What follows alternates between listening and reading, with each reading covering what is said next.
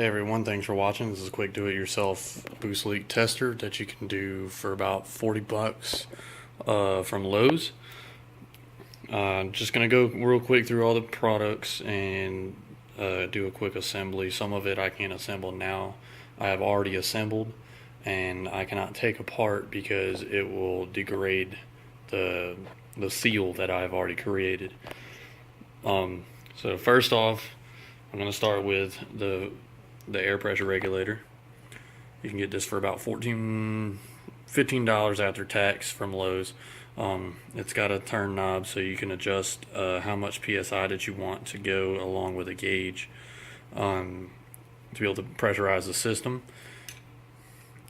You got the NPT, I got a brass NPT 1/4-inch fitting on here, which is your typical air hose fitting that you see at most shops and do-it-yourself centers. I also have the female end that connects to that fitting that I have on here is designed to connect to this cap, and it would connect right there, just like that. And then, of course, you just pull it to take it off. Alright, and for that fitting, I have a female brass 1/4-inch fitting that threads onto the male side of the pressure regulator and the male side of the connector for your air hose. I have a 3-inch PVC pipe that has a screw-in cap on the end. It's in the plumbing section of Lowe's. You're gonna just look for the 3-inch pipe and the corresponding cap that goes with it. I have drilled a little bit smaller than the threading of this NPT air fitting here, and I guess if you would want to say, I just kind of forcefully threaded it in there so it would create its own threads to create a better seal. But before I threaded any of these fittings, I used Teflon tape on all the threads to include the lid for this piece of PVC pipe end here. I have a 3-inch to 2-inch rubber coupler that you can find in the plumbing section. There's the you can see it right there. Sorry, it's kind of dark, but they do come with the worm clamps. I have a 2-inch piece of PVC pipe that was already pre-cut to this, and it's about a 45-degree angle. I did that so when you put this in your Subaru, you can kind of put this in where your turbo inlet goes, and you can rest it kind of right where your headlight would go. That way you don't have to have somebody there to hold it, or you have to hold it while you're trying to pressurize the system. You'll be able to lay it down safely and be able to walk around the car and listen for your leaks, if you have any leaks. I have all the wrappers for each part. They're all NPT fittings. This costs about anywhere between $40 and $45.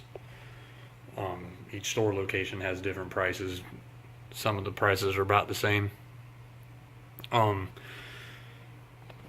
gonna set my phone over here. I'm gonna do a quick assembly to kind of give you an idea of what the whole thing is gonna look like once it's completed. Give me 1 second.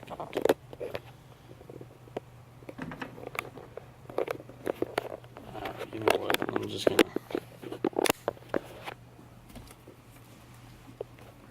prop the phone up like so.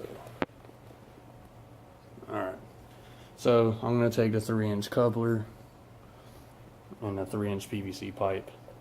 I'm gonna put it in here. Sorry, it's a little snug, which is good because that's gonna be able to create a better seal.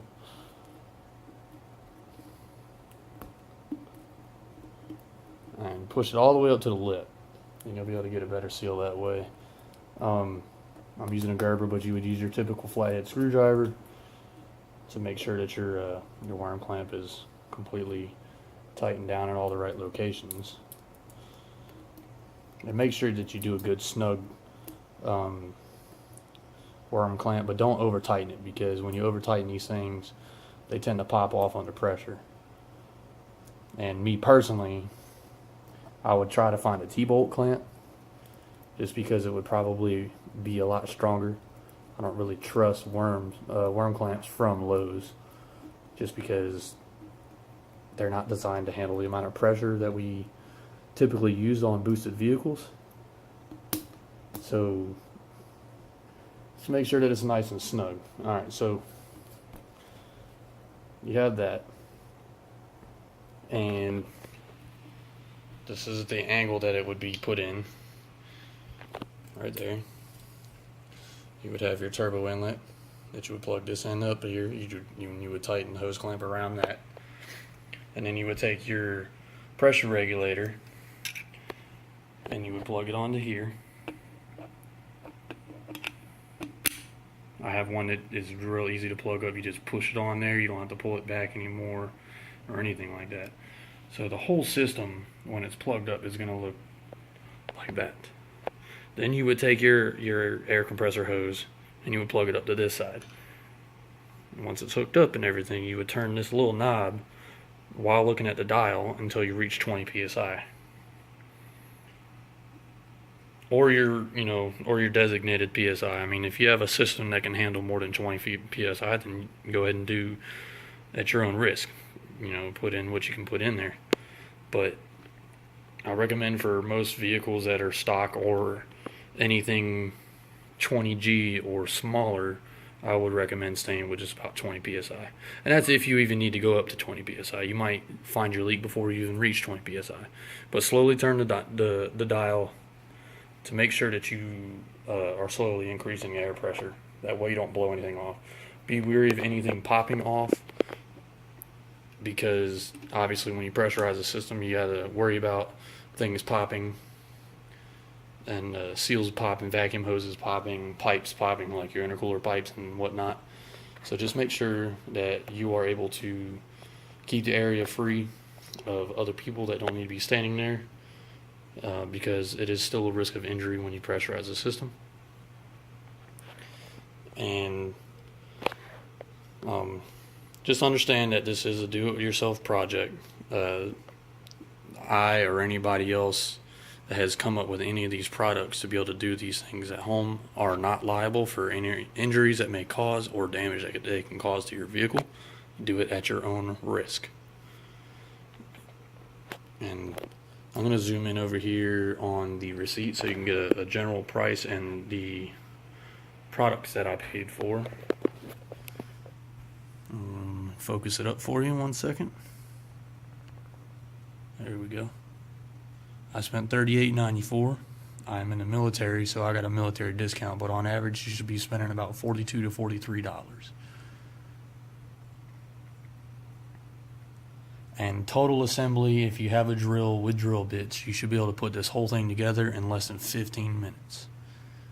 And then of course you would need a compressor, air compressor, if you have your own, or if you have local do-it-yourself shops that have air compressors to where you can utilize their air.